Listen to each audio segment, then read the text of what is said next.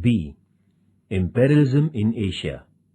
By adopting various ways, the European nations imposed imperialism on the Asian nations, that is, India, China, Japan, Myanmar, Burma, Indonesia, Malaysia, Philippines, and Thailand, also known as Siam. Imperialism in India. The Portuguese. Vasco da Gama, the Portuguese sailor, came to the Calicut, port of India, via South African peninsula in the year 1498 AD. Calicut is a port on the western coast of India. Vasco da Gama was allowed business concessions by King Zamorian. The Portuguese initially had great importance in the Indian politics. However, the Portuguese tried to propagate their religion, expand their rule, and business at the same time. Therefore, they couldn't set up an empire in India. They got restricted to Goa, Diu, and Daman Islands only. The imperialism in China. China is the biggest nation, in terms of population, in the Asian continent. It was considered to be a dominant nation till the second half of the 18th century. The Chinese people believed their culture to be the most superior of all the cultures in the world. It was the Manchurian from 1644 to 1911 which was held responsible for allowing a gigantic China to be brought under the reign of the Europeans. The Portuguese, who came to China via the sea route, were the first European traders there. They alighted at the Canton port of China in the year 1517. They were allowed concessions within the Canton port. Later on, the Portuguese captured the Macau port. After the Portuguese, the traders from France, England, in China. The coastal region of China was used by them for setting up commercial centers. Nevertheless, China didn't allow anybody to interfere into its internal region for almost 200 years. The Chinese society was molded in the ancient Confucian philosophy. The 8-point regulation announced by China imposed several restrictions on Europeans. Those who wanted to enter into China were made to pay tributes to the Chinese emperor at reconciling with China. China began earning a lot of profit by virtue of selling tea, silk, and China vessels. After the Industrial Revolution, the face of China got drastically changed. The Western goods started to sell in China. For the promotion of trade, the European traders in China established an organization named Kohong. The imperialism in Japan. Japan, a nation located to the far east of Asia, is known as the Land of Rising Sun.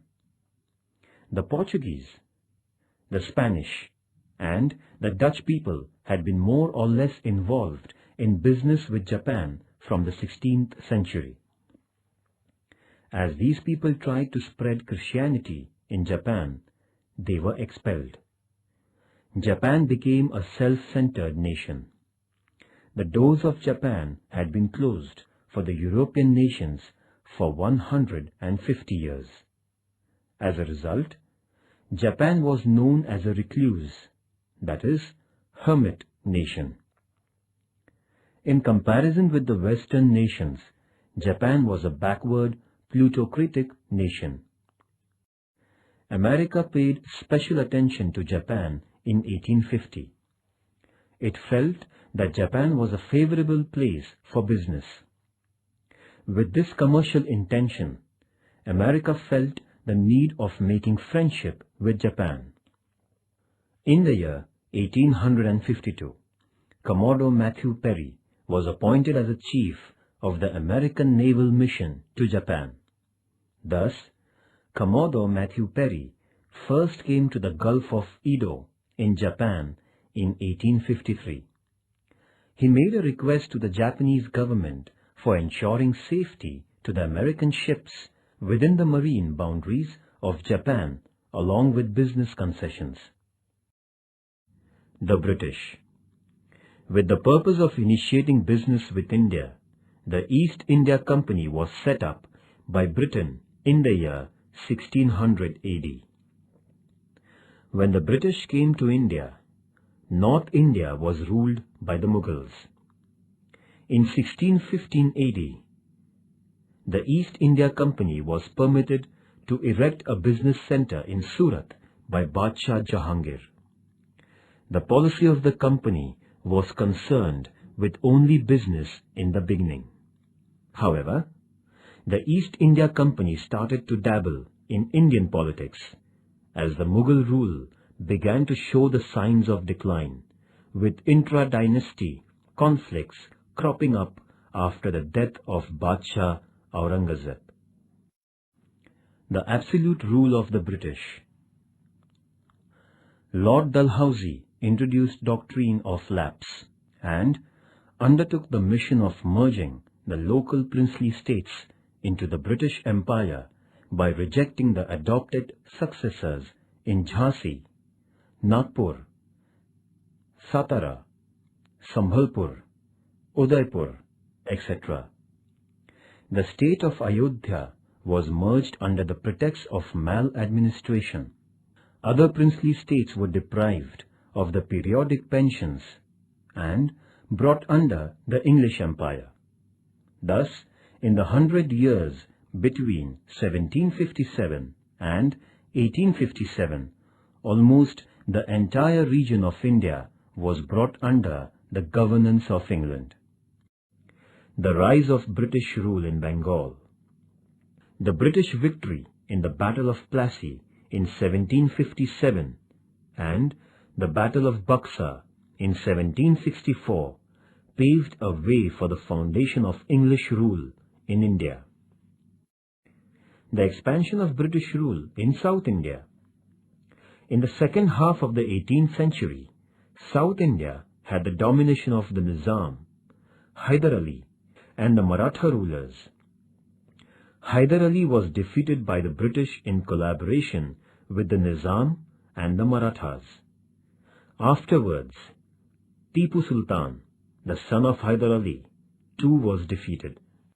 There had been 3 battles between the Marathas and the British between 1775 and 1818. Maharji Shinde defeated the British in the first of these battles.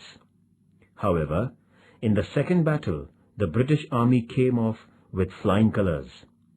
Finally, Bajirao II had to face defeat at the Battle of Ashti at the hands of the English army, and the Maratha rulers were subdued.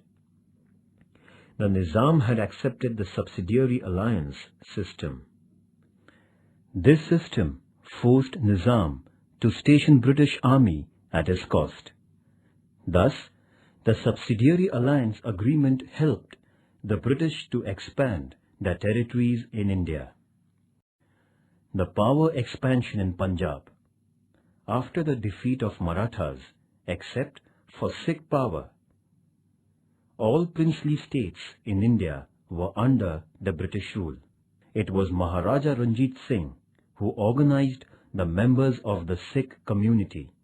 The East India Company was under the threat of the Maharaja. The British would not do any damage to the Sikh reign as long as Maharaja Ranjit Singh was on the throne. The Sikh Empire had spread in the regions of Punjab, Sindh, Kashmir, and areas in Pakistan.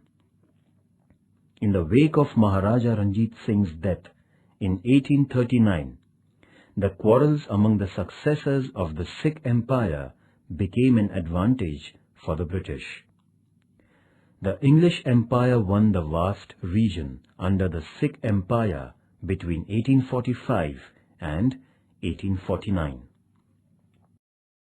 The Karnataka battles, battles between England and France.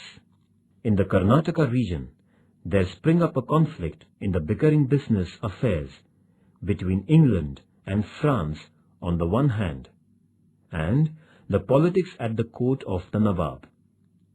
On the other hand, all the first three battles fought in the Karnataka region were caused because of the rivalry between England and France. The first battle in this region was won by the French due to the bravery of their commander Dupleix, whereas the second battle was won by the British as their commander Robert Clive showed greater war strategy than his French counterpart could do, and the French had to bring about a treaty at Pondicherry with England. In the third battle, in the year 1760, England defeated the French army at Vandivash in Karnataka. As a result, there came into being a commercial domination of British. Thus, after the defeat of the French, the imperial roots of British got deeper into the Indian soil. The cutting of the Chinese watermelon. The imperial European nations acquired various commercial concessions from China. The economic domination of China by these nations can be seen as follows. First, England controlled the business and excise of China. Second, France had the Chinese postal service under its authority. Third, Chinese railways were dominated by Europe. China was divided under the power sectors of the imperial nations. This has been known as the cutting of the Chinese melon. America had an understanding that, like the African continent, China would be divided. The French. The French began their trade in India from the year 1625 AD. However, the French dominated Chandranagar, Pondicherry, Karaikal, Yanam, and Mahe. The Open Door Policy. America came out with its Open Door Policy in 1899 with the intentions of avoiding the actual political division of China and taking financial advantage. This policy consisted in equal rights for all nations to trade in China. All the imperial nations had given green signal to the American decision. However, Russia refused to comply with America and China remained undivided. But in the following years, the imperial nations exploited China to a large extent. The First Opium War. The British merchants used to sell the opium got from India in China. The Chinese government, however, was against this business. But the European traders continued smuggling opium into China. The Chinese people would buy opium by exchanging silver, causing a stream of silver export to England. The First Opium War between England and China began in the year 1840. The war saw the defeat of China, compelling the Manchu Empire signing a treaty with England. It was called the Nanking Treaty, which was signed in 1842. According to the treaty, England was given the control of 4 ports along with Canton Port. England won the Hong Kong island. Taking advantage of this development, in the following 10 years, America, France, Belgium, Holland, Portugal, and Russia sought commercial concessions from China. The Second Opium War. In the year 1856, England and France had a war against China. This was called as the Second Opium War. This war came to an end with the defeat of the Manchu Emperor and the Peking Treaty. By this treaty, another group of 6 Chinese ports were opened for the foreign traders. The business of opium was given permission. The foreign envoys were allowed to stay in Peking. The Christian missionaries were now given security and freedom of spreading their religion. Russia attacked China in 1860 and won the Amur Sea coast of China. The fact was that the European nations had divided the vast region of China. Japan too defeated China by waging a war on it in 1894 and 1895. Japan had a part of Chinese region under its command. The Dutch. The Portuguese were followed by the Dutch in India. The Dutch too were interested in business. Thus, all that they could do was to establish their control over the Southeast Asian islands only. The Kanagawa Treaty. Considering the extent and strength of Perry's navy, then the Japanese Prime Minister Tokugawa Shogun signed a business agreement with America on 31st March 1854 at Kanagawa. According to this agreement, 1. America was allowed entry to the Shimonda and Hakodate ports for procuring wood, coal and water. 2. American envoy could stay in Japan. 3. The American sailors in distress should be given Japanese assistance. 4. America was allowed to do business in Japan by the local rules and regulations. In this way, the non-aligned status of Japan came to an end, and the decline of Tokugawa Shogun began. England, France, Russia, and Holland desired to acquire business concessions in Japan, like America. Accordingly, Japan made agreements with these nations and granted business concessions. On the basis of the granted concessions, the imperial nations prepared themselves to exploit Japan. The imperialist nations went on to have trade concessions from Japan by virtue of modern power. Japan was thus made to realize its weaknesses and change its policy towards these nations.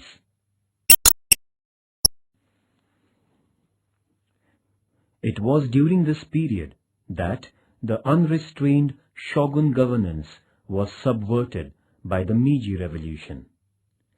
Japan modernized itself by drastically changing the economic, political, and social fields, seeking motivation from the scientific and artistic development with which the European nations had defeated Japan. After modernizing itself, Japan endeared the policy of imperial expansion. On the one hand, it made an announcement that Asia was for the people of Asia and Japan for the Japanese.